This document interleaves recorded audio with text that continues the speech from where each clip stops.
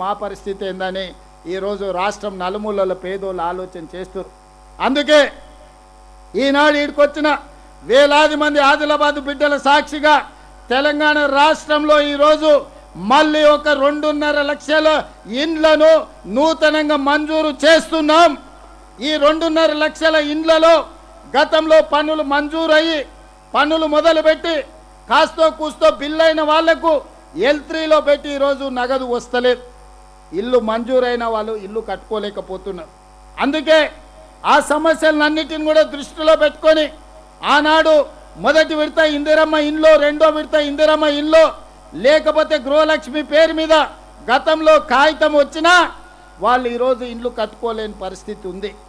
వాళ్ళందరినీ కూడా ఈనాడు ఈ పథకంలో వాళ్ళని భాగస్వాములను చేసి వాళ్ళకు కూడా ఇండ్లు కట్టుకోవడానికి నిధులు ఇచ్చే బాధ్యత ఈ రాష్ట్ర ప్రభుత్వం తీసుకుంటుంది.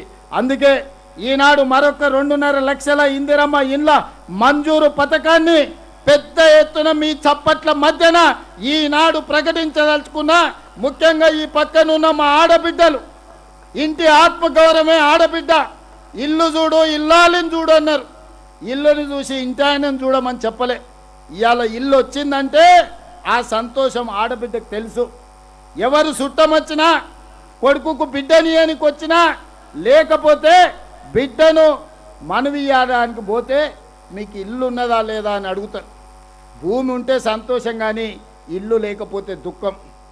అందుకే ఈనాడు మా ఆడబిడ్డల కళ్ళల్లో సంతోషం చూడడానికి, మా ఆడబిడ్డలు నిండు మనసుతో ఆశీర్వదించడానికి విచ్చేసినందుకు ఈనాడు 2.5 లక్షల ఇందిరమ్మ ఇండ్లను ఇవాళ మంజూరు చేస్తున్నాం. ముఖ్యంగా ఆదిలాబాద్కు గూడాలలో ఎక్కడ కూడా గుడిసెలు ఉండొద్దు. గుడిసెలు లేని గూడాలను ఈరోజు నేను చూడాలని నేను అనుకుంటున్నాను. అందుకే గూడాలలో ఉండే పటేన్లకు కూడా నా విజ్ఞప్తి, మీ గూడెంలో ఉండే ప్రతి వాడికి ఇల్లు ఇప్పించే విధంగా మీరు గ్రామ సభలు పెట్టి మీరు మాట్లాడుకొని మీరు లిస్టు తయారు చేయండి. మీకు ఇల్లు ఇచ్చే బాధ్యత ఈ రాష్ట్ర ప్రభుత్వం తీసుకుంటుంది. అదేవిధంగా ఆదిలాబాద్ అనగానే ఆనాడు ప్రాణహిత చేవెళ్ళ ప్రాజెక్టు గుర్తొస్తుంది.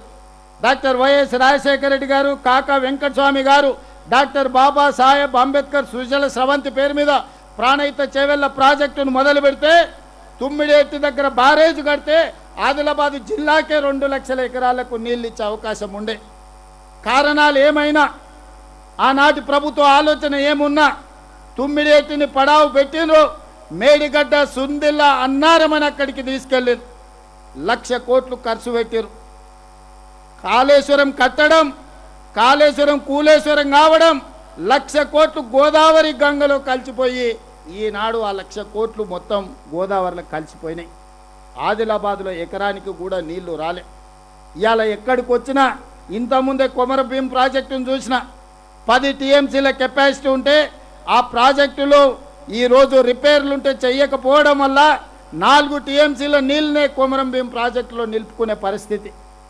ఈ ఆదిలాబాద్ జిల్లాలో కుత్పి కావచ్చు, కంకి కావచ్చు, ఈనాడు ఉన్న ఏ ప్రాజెక్ట్ అయినా ఆనాడు పూర్తి చేయకపోవడం వల్ల 10 సంవత్సరాలు సాగునీటి ప్రాజెక్టులకు 1,80,000 కోట్ల రూపాయలు ఖర్చు పెట్టినా ఆదిలాబాద్ జిల్లాలో ఏ ఒక్క ప్రాజెక్టు పూర్తి కాలే. ఆదిలాబాద్ నిర్లక్ష్యానికి లోనైంది. ఆదిలాబాద్ ప్రాజెక్టులు పడావు పడ్డాయి. అందుకే ఇవాళ ఆదిలాబాద్ జిల్లాను అత్యంత ప్రాధాన్యత తీసుకోదలుచుకున్నాం.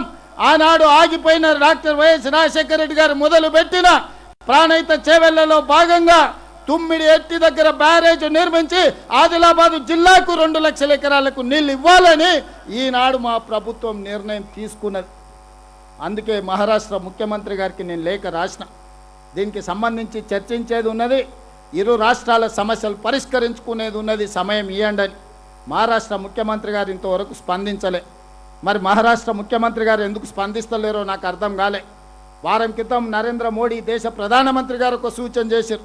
అంతర్రాష్ట్ర జల వివాదాలను ఆయా రాష్ట్రాల ముఖ్యమంత్రులు సామరస్యంగా చర్చించుకొని వాటిని పరిష్కరించుకోండి అని వారు సూచన చేశారు. మరి వారి సూచన ప్రాతిపదికన మహారాష్ట్ర ముఖ్యమంత్రి గారికి నేను లేఖలు రాస్తా ఉన్నా.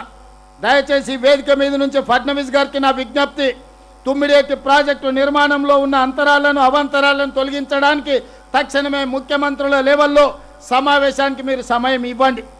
మీరు మాకు సమయం ఇవ్వకపోతే ఆ సమస్య తీవ్రంగా మారుతుంది. ఆ సమస్య తీవ్రంగా మారినప్పుడు ఆదిలాబాదు జిల్లా ఉప్పెనే కదులుతుంది. ఆదిలాబాదు జిల్లా ఇక్కడ ఉండే తండాలలో, గూడాలలో, మారుమూల పల్లెల్లో ఉండే రైతాంగం ఉప్పెనే కదిలితే అది మహారాష్ట్రకే సమస్యగా మారుతుంది. ఆనాడు ఆ సమస్య వచ్చినప్పుడు ఫడ్నవీస్ గారు మీరు గుర్తుపెట్టుకోండి, ఈ తెలంగాణ ప్రాంతం నిర్లక్ష్యం చేస్తే, అవమానం చేస్తే ఊరుకోదు. ఇవాళ ఈ వేదిక మీద నుంచి ముఖ్యమంత్రిగా, మహారాష్ట్ర ముఖ్యమంత్రి గారికి విజ్ఞప్తి చేస్తున్న సవినయంగా మా బాధను, మా ఆవేదనను, మా అవసరాన్ని మీరు అర్థం చేసుకోండి. ఇవాళ తుమ్మిడేటి దగ్గర ప్రాజెక్టు నిర్మించుకుంటే ఆదిలాబాద్, కరీంనగర్, నిజామాబాద్, మెదక్ జిల్లా వరకు లక్షలాది ఎకరాలకు నీళ్లు అందించడానికి, శ్రీపాద ఎల్లంపల్లి నింపుకోవడానికి, లక్షలాది ఎకరాలకు నీళ్లు ఇచ్చుకోవడానికి ఉపయోగపడుతుంది. ఎత్తిపోతలు అవసరం లేదు, విద్యుత్ అవసరం లేకుండానే గ్రావిటీతో మాకు నీళ్లు వస్తాయి. మా ఇంత తీవ్రమైన సమస్య మీద దాదాపుగా 1 సంవత్సరం నుంచి నేను ప్రయత్నం చేస్తున్నా, వారితో మాట్లాడడానికి, చర్చించడానికి, సమయం అడగడానికి. కానీ మహారాష్ట్ర ముఖ్యమంత్రి గారు స్పందించడం లేదు. మిత్రులు పాల్వే హరీష్ బాబు నా మిత్రుడే, కానీ తెలంగాణ పార్టీ వచ్చినప్పుడు నేను కాంగ్రెస్ అనొచ్చు, మిత్రుడు బీజేపీ అనొచ్చు.